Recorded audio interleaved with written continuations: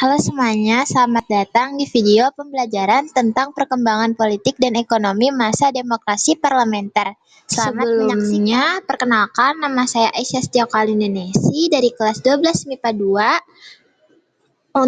Tugas ini untuk memenuhi mata pelajaran sejarah wajib. Pertama-tama ada sistem pemerintahan dan kepartaian.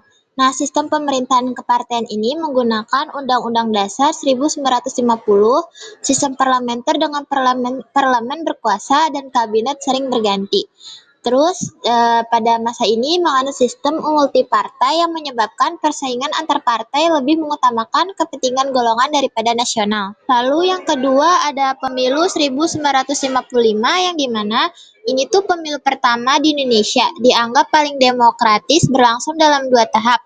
Memilih anggota DPR yaitu 250 orang dan konstituen. 4 partai terbesar adalah PNI, Masyumi, NU, dan PKI. Lalu ada gangguan keamanan yang dimana terjadi berbagai pemberontakan, yaitu APRA, RMS, Andi Aziz, serta PRRI atau Permesta yang disebabkan ketidakpuasan terhadap pemerintah pusat.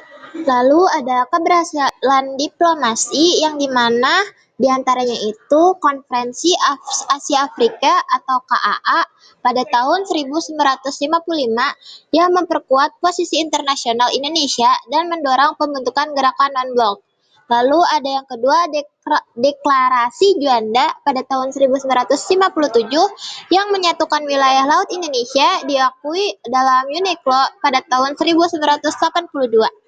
Lalu ada perkembangan ekonomi yang dimana Gunting Syarifuddin itu tuh perkembangannya mengurangi uang beredar. Lalu ada gerakan Banteng yang meningkatkan pengusaha pribumi tapi gagal.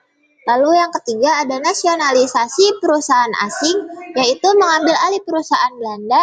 Lalu ada rencana pembangunan 5 tahun dari tahun 1956 sampai 1961 yang dimana terhambat oleh ketegangan politik dan ekonomi. Lalu ada kehidupan sosial yang dimana ekonomi pada masa itu tingginya angka kemiskinan dan pengangguran.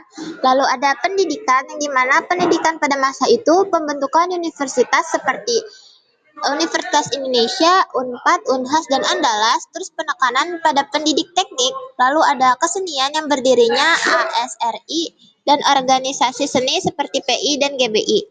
Meskipun ditandai instabilitas politik, maka ini menghasilkan kemajuan signifikan di bidang diplomasi dan pendidikan. Lalu kesimpulan yang dapat diambil pada materi ini adalah masa demokrasi parlementer dari tahun 1950 sampai 1959 di Indonesia ditandai dengan sistem parlementer, pemilu tahun 1955, dan keberhasilan diplomasi seperti Konferensi Asia Afrika. Namun, periode ini juga menghadapi instabilitas politik akibat penggantian kabinet, pemberontakan daerah, dan tenaga ekonomi seperti inflasi.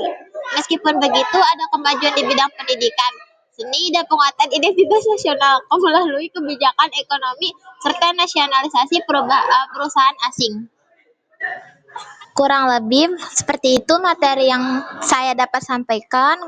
Kurang lebihnya mohon maaf. Wassalamualaikum warahmatullahi wabarakatuh.